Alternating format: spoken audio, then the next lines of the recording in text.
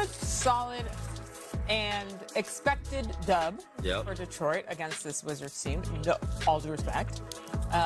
No, I'm serious, but like you got to win the games you're supposed to win. Listen, this is a trap. That game's a trap. You come out messing around and Washington catch fire, and then you lose that game. So they handled their business. That's a professional win. Period. All right, Coach. But we did, of course, have an unfortunate news out of Detroit today as Cade Cunningham is set to miss at least 2 weeks of a time with a collapsed lung. Sounds horrible. Awful. That's not the news that we want to see, especially for a player like him this stage in the season and a team that we've really been excited for as we approach the playoffs here. How concerned are you for the Pistons without Cade in there? I mean, again, the defense travels. And I think what they're going to find out is who can they depend on outside of Cade to win games right now. And so this is a good test for them right now. If they can sustain and just keep Boston at bay, you know, because Boston is looking really good right now, and they're 3.5 back. The Pistons want to hold on to that home court advantage, you know, because if you get to the Eastern Conference Finals and you're playing Boston, you don't want to be there 4 times. And so, you know, they just got to keep taking care of their business right now while Cade is out. And they've, like I said, they got things that they've built, habits that they've built that can carry them through this, and they can win some games. And like I said, you're going to see different people, Tobias Harris, Karis LeVert, guys like that. How do they help this team offensively? How can they go to other guys instead of Cade and take some of that weight off of him? And so I think they'll be okay, you know, during this short stretch. It sounds worse than it is, though. When you said collapsed lung, I was like, oh, my God, Cade's out. He's out forever. Well, yes, when you say collapse thing, you need to live. It sounds much worse than it is. A lot worse than it is. So it's not that bad. No, but 2 weeks, when you hear 2 weeks, that's like, whew. Yeah. Like, because I guarantee if J.B. Bickerstaff, you came to him as a coach and said, hey, Cade's got a collapsed lung, and didn't tell him the timeline first, he might have fainted in his chair. Like, and then, oh, no, JB, it's only 2 weeks. Okay, wake up. Lead with the time. Lead with the time.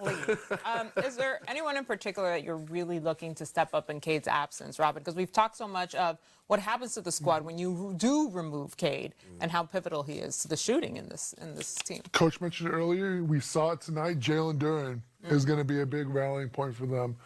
Coach mentioned Karis LeVert. That's going to be big.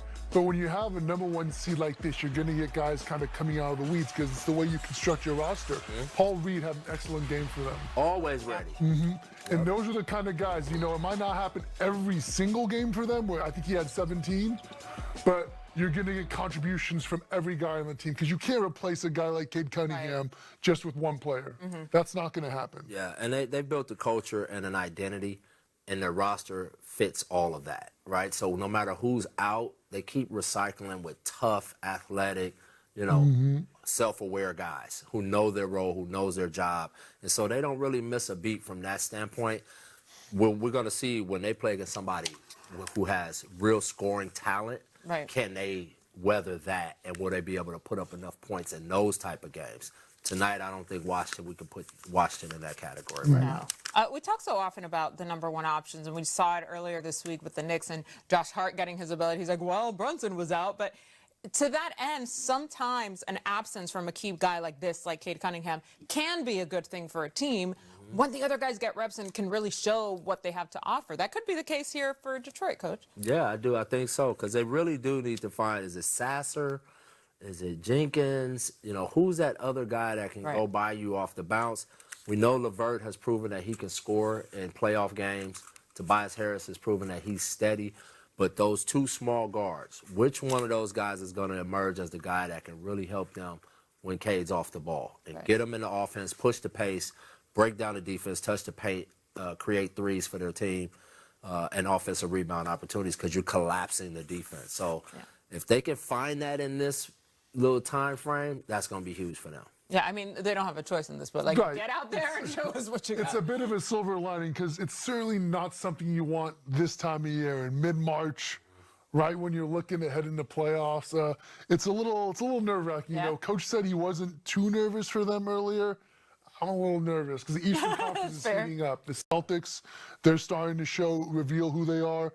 You got teams like Atlanta, Charlotte, who might be first-round matchups for Detroit. A nerve-wracking time for them, I think. Yeah, but Coach, it's because you've been there. How did you navigate when your best player is out and not available? By committee. And you really you shift your focus just a little bit towards the guys that you know can get it done. So like a Duren, you can tell JB made a conscious effort to say, okay, we got to get him more touches in this game. And so you just get into your pecking order of who's the next guy that can generate it. Right. Really, the real thing is what you're trying to find is who can draw two people, right? Ultimately, that's the name of the game is if you don't help, I can score. And if you do help, I'm drawing two and I'm making my teammates better. Right. And so I think Duren is that guy, that next guy for them that can do that. But again, those small guards, getting into the paint, drawing defense, even though they're not superstars, right. If they can get by their guy and pull people, all of a sudden their talent goes up, their importance goes up because they're creating offense when Cade is off the ball. Yeah, it's knowing the assignment and then restructuring it to make it fit now.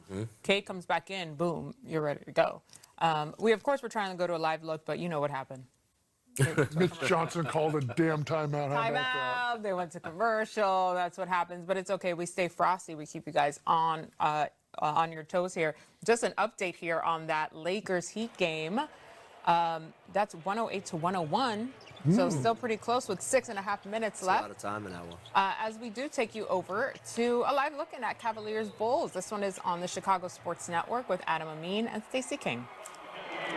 Works up a Cleveland foul here.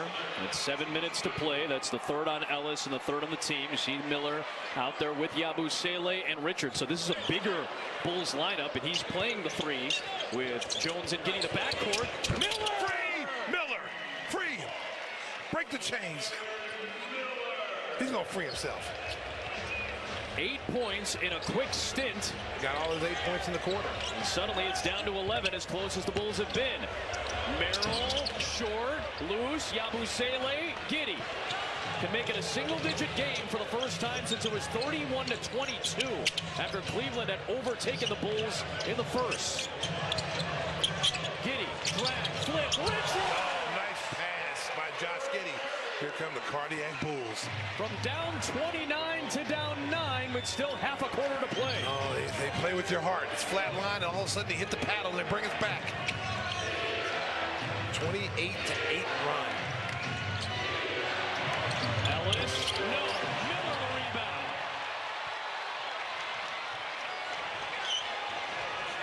He's turned this fourth quarter into Miller time. Looking for Richards again inside. And one. Here they come, Bulls Nation.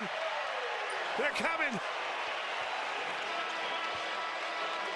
Giddey ties his career high with that. 17 assists. How about Josh Giddey? 3 games of 15-plus assists in the last week. Well, I'll tell you what. Listen, energy and effort. Here it is right here. Watch the play right here. Gets in, throws a lob up. Go get it, Mr. Mean. And Leonard. And Miller comes in, 8 1/4. Richards short. That's okay. Get back now. Get back. It's down to a 7-point game with 6 to play. Now Harden knows it's his time. Running the pick and roll with Mobley. The extra action is to Strus. He misses the 3. Richards has his 8th rebound to go along with 16 points. Jones has 16. Jones kicks. Yabusele. Oh, Yabba be here. Yabba dabba do. It's down to 4. 33-8 run.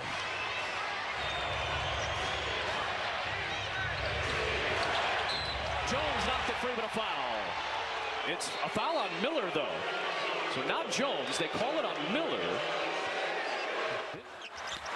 All right, taking over to Lakers at Heat on FanDuel Sports Network Sun with Eric Reed and John Caddy on the call. Yeah, you put those two jerseys next to each other.